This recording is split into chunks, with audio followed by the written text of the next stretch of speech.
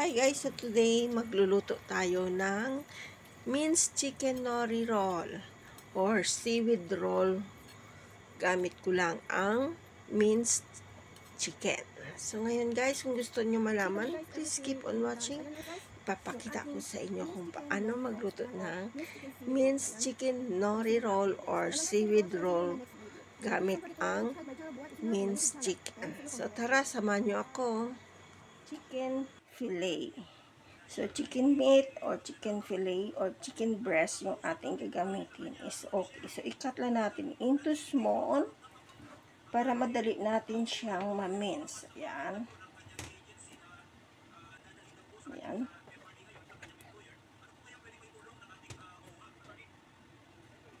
So, ayan na siya guys. I-cut lang natin ito ng into pieces lang para sa madali ang pag-mince ng ating blender. O blender ba yun or ano tawag dito?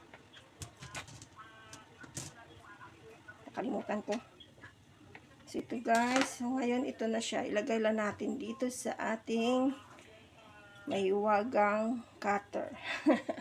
Ayan. So, para tamad kasi ako mag-mince. Ayan. And then, also yung ating onion. Ayan. Onion siya. Cut lang natin into small. Kasi nga, tamad din ako mag-cut. So, kasi lazy-lazy tayo ngayon. So, ngayon ito siya. Ito na. Ayan. Lagay natin dito. Ayan. And then, yung tansyado nating ginger. Ayan. Ginger, konti-konti lang. Kung gusto nyo magiging, ano, konti lang ito, guys. Lagay lang din natin dito. Ayan. And then, a little bit garlic. Ano lang natin siya. Ayan. Ito. Ayan. Lagay lang natin. Lagay na natin dyan. And then, also yung ating carrot. Natin dito. Ayan. And then, yung ating spring onion head. Ito lang.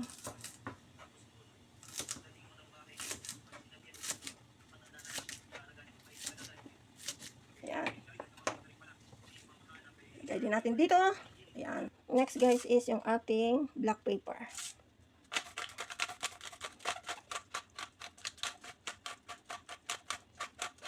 Ayan. And then guys, yung ating paprika. Tansya lang to. Ayan. Yan ang salt natin. And then sugar. And then yung ating 1 tablespoon na oyster sauce. Ayan. And then maglagay tayo nito guys. This is optional, this one only guys. Kasi mostly ang iba ginagawa nila is yung seaweed, kinakater. Ito sa akin, ito lang ilalagay ko. This is optional, kung wala ka, okay lang. Umit nyo. Ayan. And then sesame oil.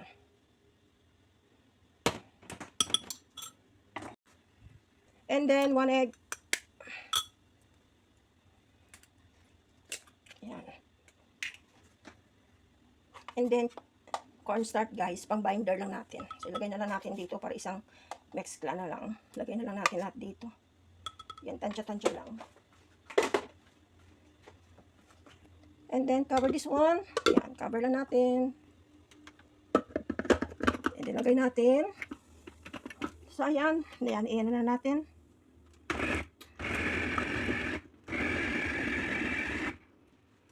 So i-grind lang siya natin hanggang maging maliliit at saka mag-corporate na. Yung maghalo-halo na siya. Pilas na lang ito kasi nga maliliit na sila.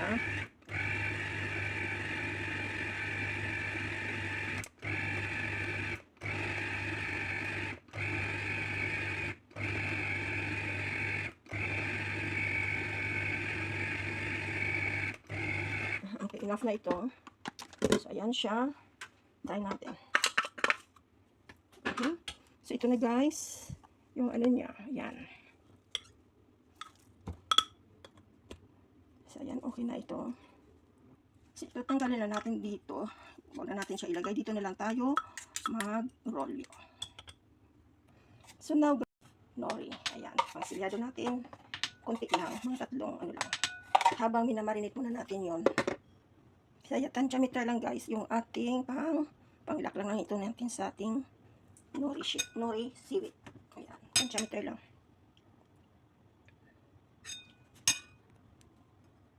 So ayan, mix lang natin ito. So mga lapot, ganito lang guys. Ayan. Water lang guys, and then kung wala akong yung water with milk, pwede din. So akin water lang kasi wala akong gatas. Pwede na iba pang papalasa, pwede din. So akin plain water. Ayan. So sitasay muna natin yan. Yan, kunti-kunti lang yan guys, pang sila natin. At saka idip-dip lang natin dito yung ating roll na chicken nori roll. So na ito guys yung ating seaweed roll. Seaweed na pang roll natin. So yan, gamit tayo nito. So ang gagawin natin is mag-scoop lang tayo dito. Yan. Yan. Hindi makita. Yan. Wala akong space eh. So ayan lang guys, mga 2 tablespoon yung ating nascoopan. Pero tansyameter lang ito guys, depende sa inyo kung ano kalaki.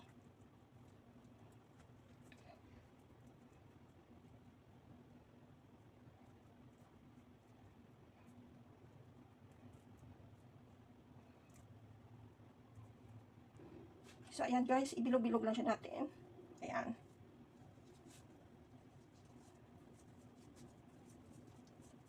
Pabilog-bilog lang ito.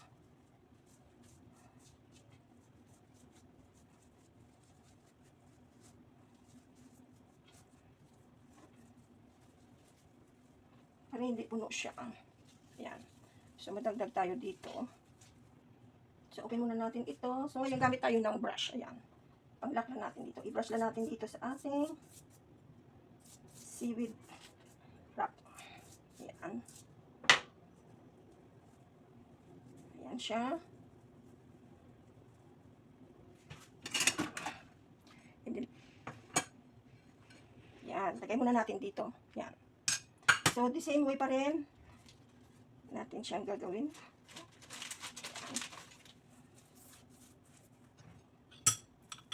Kita ko ulit sa inyo, 2 scoop.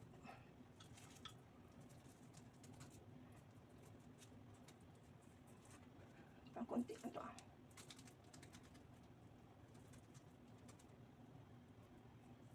So, ayan. Lapad-lapadin na natin. So, ayan, next, ayan. So, the same process pa rin, guys. Dahan na natin ano dito. Ayan.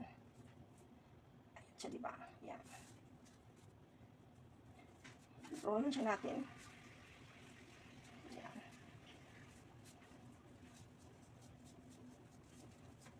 Hanggang makuha natin ang perfect circle. Ayan. Parang imbutido ba? So, ayan. And then, mag-brush lang tayo dito. Ayan, pang-lock na natin. Ayan, next, close na natin. Ayan. Ayan, close na. So, ayan lang guys, yan. So, ulitin natin yan, the same procedure hanggang maubos natin yung ating mixture. So, after natin na-roll lahat ito guys, ito ang gagawin natin na. So, ito na, diba? I-cut siya natin ng yan. Ito. Yan. Yan.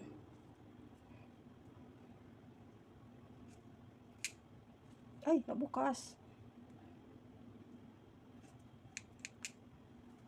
So, ayan na guys, everything na-cut na natin siya. Ayan na siya.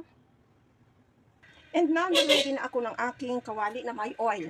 Ayan siya. I-dip na natin dito siya. I-roll lang siya natin. Ayan. Diba? Ayan lang siya. Ayan.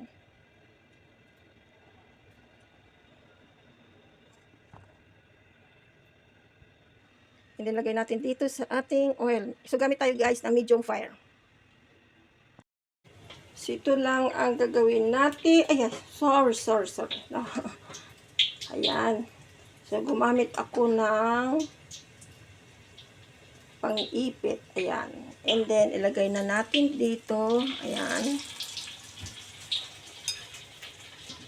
Same procedure. Dip lang natin dito. Ayan. Ayan na siya. Ayan.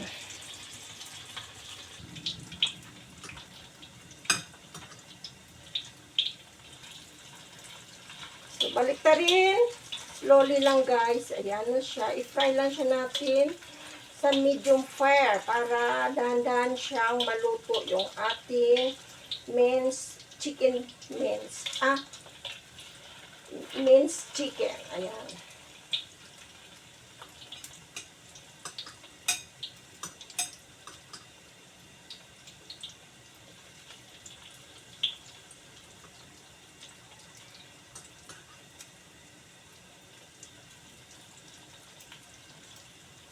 Balik rin natin yung iba.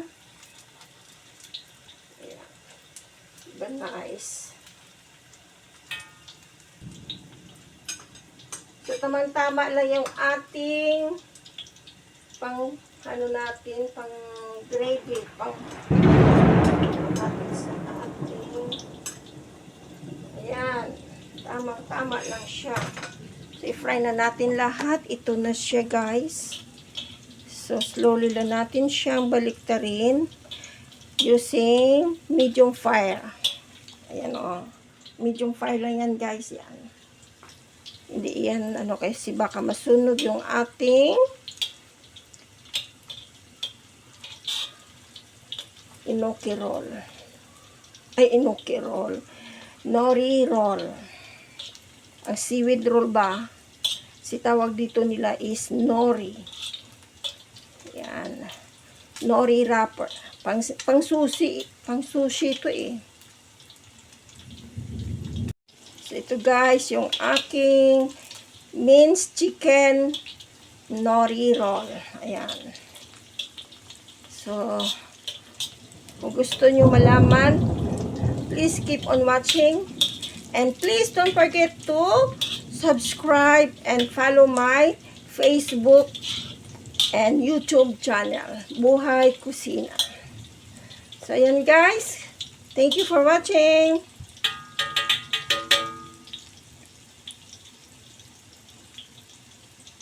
Ayan guys, it's already done na yung ating minced chicken nori roll. So, ngayon ilagay na natin sa ating plato. Patayin na natin yung apoy. And then patagilid lang natin para mag-ano yung oil. So, ayan guys.